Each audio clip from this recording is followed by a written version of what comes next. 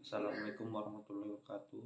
Perkenalkan nama saya Arif Kurniawan, NPM 152 10 19 9. Di sini saya membuat video tentang manajemen sumber daya manusia yang dari bab 1 hingga bab 5. Baik, saja langsung aja ke bab 1. Manajemen sumber daya manusia. Manajemen sumber daya manusia ialah terkait dengan konsep manajemen itu sendiri. Seperti diketahui bahwa definisi manajemen adalah ilmu atau seni yang mengatur tentang proses pemanfaatan sumber daya manusia dan lainnya secara efektif dan efisien untuk mencapai suatu tujuan perusahaan. Manajemen sumber daya manusia adalah pengakuan dari pentingnya tenaga kerja organisasi sebagai manusia yang vital, sumber daya yang berkontribusi pada tujuan organisasi, dan pemanfaatan beberapa fungsi kegiatan menjamin bahwa digunakan efektif dan adil untuk kepentingan individu, organisasi, dan masyarakat. Dalam meningkatkan kompetisi sumber daya manusia yang dianggap sebagai aset perusahaan, karena sumber daya manusia berperan sebagai peran dalam menjalankan operasi dan produksi sebuah perusahaan serta penting dalam menjaga kesinambungan survei perusahaan yang mengembangkan. Selain itu, sumber daya manusia digunakan untuk melakukan penilaian kinerja terhadap karyawan.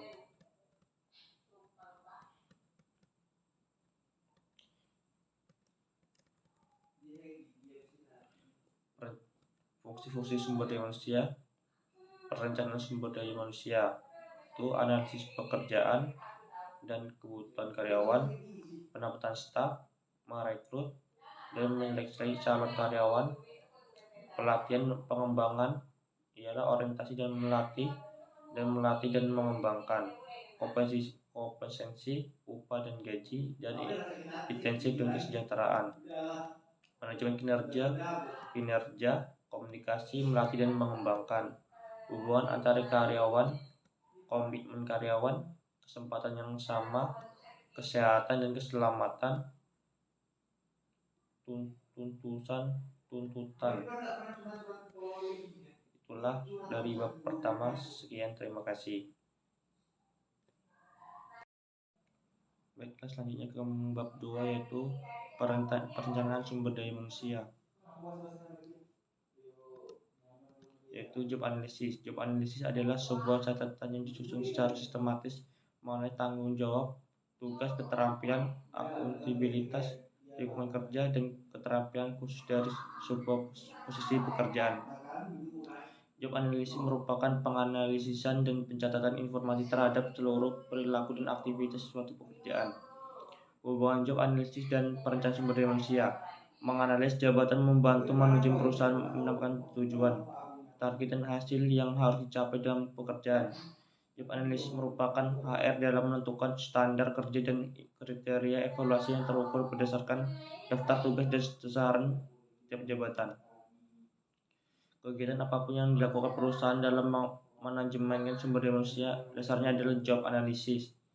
Dimulai dari planning sumber daya manusia, desain pekerjaan, rekrutmen, pelatihan, penilaian kinerja, promosi, demosi, dan motivasi sampai kepada penentuan tingkat kompetensi, membutuhkan job analysis sebagai dasar dalam membuat keputusan sumber daya manusia. Job deskripsi serta job sertifikasi. Job certification disebut juga hiring certification, yang biasanya dijadikan informasi dasar untuk memulai proses rekrutmen, seleksi, dan penempatan karyawan. Job certification sangat berguna dalam mencocokkan seseorang dan posisi atau jabatan tertentu dan mengidentifikasi pelatihan dan pengembangan yang dibutuhkan. Job certification adalah pernyataan tentang kualifikasi minimum yang diperlukan untuk melakukan pekerjaan sesuai job description yang diminta. Pernyataan tersebut mengidentifikasikan pengetahuan, keterampilan, dan kemampuan kebutuhan untuk melakukan pekerjaan itu dengan efektif. Job description merupakan pekerjaan dan pembangunan jabatan. Job position disusun berdasarkan informasi yang lebih dihasilkan oleh analisis pekerjaan. Uraian pekerjaan dipakai untuk tenaga operasional, sedangkan uraian jabatan digunakan untuk tenaga kerja manajerial. uraian pekerjaan dan uraian jabatan secara jelas untuk ditetapkan untuk setiap jabatan supaya karyawan tersebut mengetahui tugas dan bertanggung jawab yang harus dilaksanakannya. Itulah materi dari bab 2. Sekian, terima kasih. Baik, selanjutnya ke materi bab 3, yaitu aktivitas rekrutmen peran manajemen sumber daya manusia. Tujuan dan peran rekrutmen. Rekrutmen merupakan proses mencari, menemukan, mengajar, dan menetapkan sejumlah orang dalam maupun dari luar perusahaan sebagai calon tenaga kerja dan karakteristik tertentu seperti yang diterapkan dalam perencanaan sumber daya manusia. Tujuan utama dari proses rekrutmen adalah untuk mendapatkan karyawan yang tepat bagi suatu jawaban yang tepat pada waktu yang tepat, sehingga karyawan tersebut mampu bekerja secara optimal dan bertahan di perusahaan untuk waktu yang lama. Dalam melakukan pengrekrutmen karyawan, beberapa organisasi menggunakan cara recruiting valid framing, yaitu menetapkan jumlah calon karyawan yang akan dites jauh lebih besar dibandingkan yang akan diterima. Tujuannya adalah supaya calon karyawan yang lulus seleksi adalah terbaik dari yang terbaik. Aktivitas rekrutmen. Perusahaan mengharapkan dapat mengangkat 100 orang karyawan baru untuk mengisi lowongan pekerjaan yang ada di perusahaan. Calon karyawan diundang pertama kali untuk di permulaan adalah sebesar 4.000 orang dengan banding 4/3. Namun calon karyawan yang memenuhi syarat dan kemasukan lamaran adalah sebesar 2.400, yaitu 6/1. Tapi tentunya dibutuhkan seleksi administrasi untuk menyaring orang-orang yang berkualitas pada bidangnya masing-masing. Akhirnya dari tes administrasi hanya 400 orang yang mengikuti tes calon karyawan untuk mengikuti tes pertamanya. Sumber dan metode rekrutmen. Karyawan yang tertarik pada perusahaan menerima tawaran perusahaan dan kemudian menjadi karyawan yang produktif. Pelamar yang terpilih akan memperoleh pengalaman positif dan mengembangkan citra yang bagus dari perusahaan. Dalam melakukan aktivitas rekrutmen, dalam seleksi secara bersama-sama membawa keyakinan penuh bagi mereka bahwa kunci kesuksesan pertama adalah rekrutmen dari seleksi yang akan dibawa kelangsungan hidup perusahaan jangka panjang dan kesuksesan perusahaan di masa sekarang dan masa depan. Ada beberapa tujuan rekrutmen, yaitu mendapatkan karyawan untuk memenangkan persaingan di masa datang, mendatangkan para karyawan yang kreatif dan inovatif dalam perusahaan untuk menentukan kebutuhan karyawan sekarang dan di masa depan, konsisten dengan strategi, wawasan, dan nilai perusahaan sebagai realisasi dan perencanaan sumber daya manusia untuk mendukung inisiatif perusahaan dalam mengelola tenaga kerja secara efektif, untuk mengkoordinasikan upaya rekrutmen dengan program seleksi dan pelatihan dan pengembangan karyawan. Sumber tenaga kerja. 1. Tenaga kerja bersumber dari perusahaan tersebut dengan sumber internal atau insider. 2. Tenaga kerja yang sumber dari luar perusahaan yang disebut juga sumber eksternal atau disebut outsider. Rekrutmen tenaga kerja sumber internal. Perekrutmen yang bersumber dari dalam perusahaan merupakan para karyawan yang terdapat di perusahaan yang dapat dicalonkan untuk promosi, yaitu dinaikkan ke jabatan sebagai semula atau dipindahkan tugasnya, disebut rotasi, kadang kala matan karena yang dipanggil untuk bekerja di perusahaan. Keunggulan dan kelemahan sistem rekrutmen internal. Keunggulan sistem rekrutmen internal yaitu karyawan sangat termotivasi dalam bekerja karena mereka akan dikarirkan atau promosi. Kedua, penilaian dilakukan terhadap dan berjenjang sesuai dengan peta. 3. Promosi, sehingga lebih mengetahui tingkat performance yang akan tercapai. 4. Mendapatkan karyawan lebih cepat untuk mengisi lowongan dengan rekrutmen lebih murah. Kelemahan sistem rekrutmen internal. 1. Lingkungan kerja lama masih menjadi tempat kerja yang yang akan diikuti. 2. Membawa dampak terhadap karyawan yang tidak dipromosikan dan dapat mengganggu atmosfer kerja. 3. Dibutuhkan perencanaan yang matang dan terhadap dalam melaksanakan program pendidikan dan pengembangan untuk mengisi lowongan kerja atau promosi. 4. Cara kerja lama untuk kurang masih mengikuti aktivitas kerja dan sulit untuk dihapuskan dan dari kebiasaan. Keunggulan dan kelemahan sistem rekrutmen eksternal. Keunggulan sistem rekrutmen eksternal: 1. Masuknya iklim baru dalam perusahaan yang membawa pencerahan dalam kinerja. 2. Biaya pelatihan dan pengembangan dapat dihindari karena merekrut tenaga kerja yang siap pakai. 3. Kemungkinan tenaga kerja baru membawa rahasia perusahaannya. Kelemahan sistem rekrutmen eksternal: mengurangi motivasi kerja karyawan internal perusahaan. 2. Kemungkinan mendapatkan karyawan baru yang kurang sesuai dengan perusahaan. 3. Karyawan baru membutuhkan waktu lama untuk menyesuaikan diri budaya perusahaan. Itulah sekian dari saya untuk materi bab 3. Selanjutnya kita akan melanjutkan materi ke bab 4, yaitu seleksi dan penempatan tenaga kerja. Seleksi merupakan proses mendapatkan dan menggunakan informasi tentang calon karyawan untuk menduduki posisi lowongan baik jangka pendek maupun jangka panjang.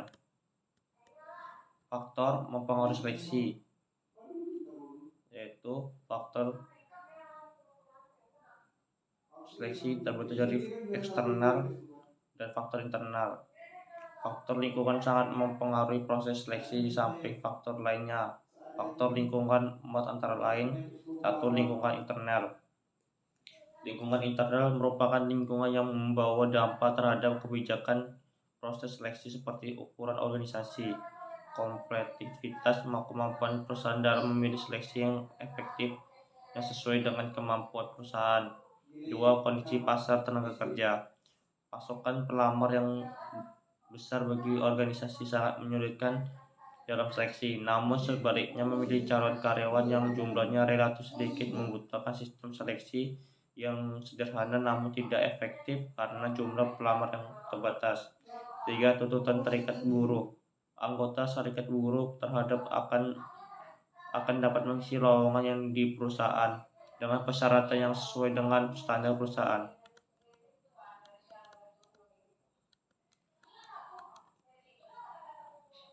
Ada beberapa tahapan umum yang bisa digunakan untuk memilih karyawan, yaitu penyaringan pelamar pendahuluan. 2. Memeriksa surat lamar pelamar. 3. Melaksanakan testing. 4. Memeriksa referensi. 5. Melaksanakan wawancara. 6. Melaksanakan tes kesehatan.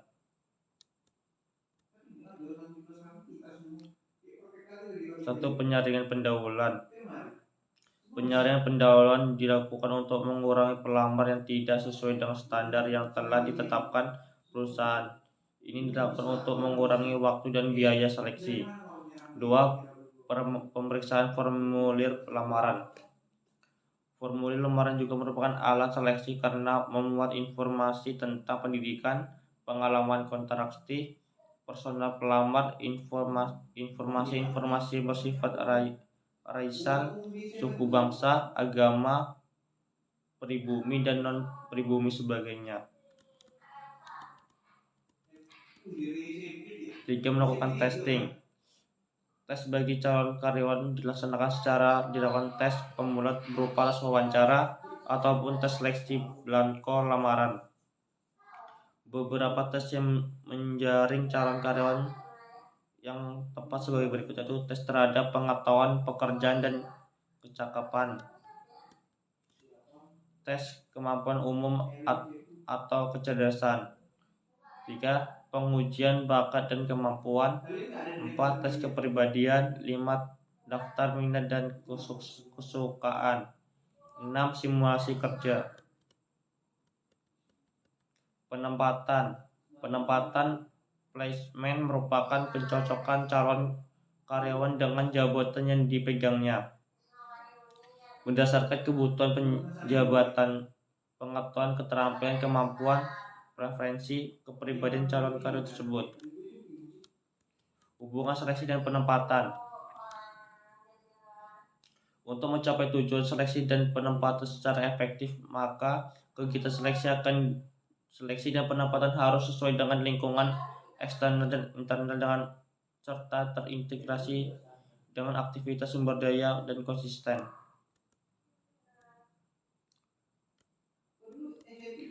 Tolak ukur penentuan kevalidan karyawan.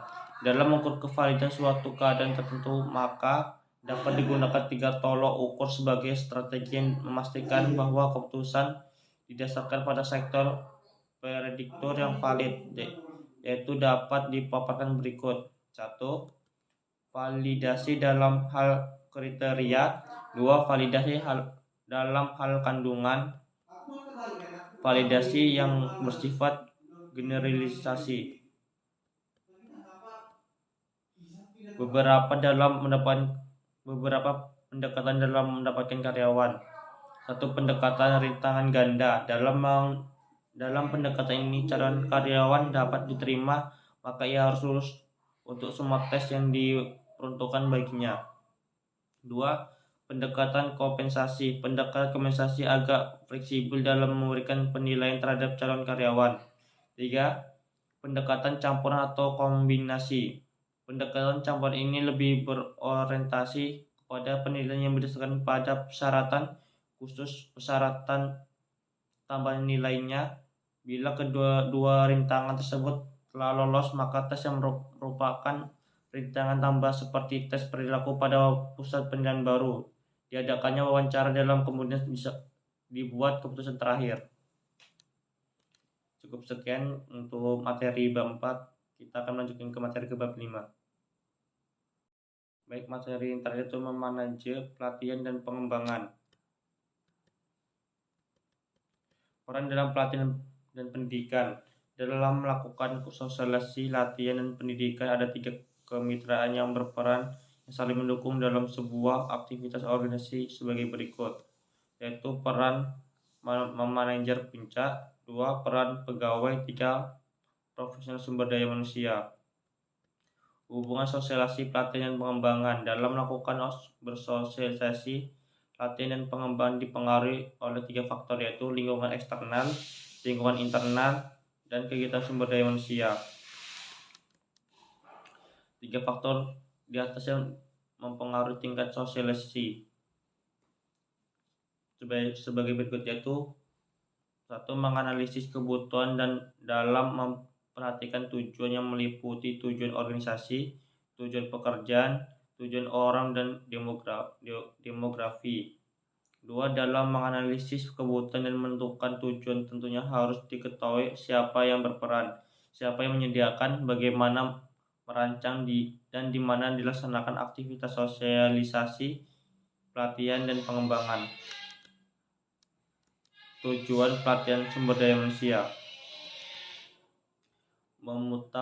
memutakhirkan keahlian seseorang individu bersejalan dan perubahan teknologi. 2. melalui pelatihan, memastikan bahwa setiap individu secara efektif menggunakan teknologi terbaru. 3. mengurangi waktu belajar seseorang individu baru menjadi kompeten dan pekerjaan. Membantu memecahkan persoalan operasional. Pelaksanaan sosialisasi dan pelatihan.